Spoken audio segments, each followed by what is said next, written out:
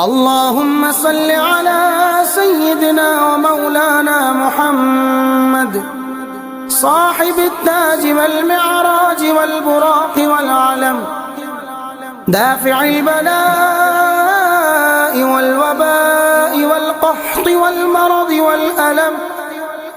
اسمه مكتوب مرفوع مشفوع منقوش في اللوح والقلم، سيد العرب والعجم. جسمه مقدس معطر مطهر منور في البيت والحرم، شمس الضحى بدر الدجى صدر العلا نور الهدى كهف الورى.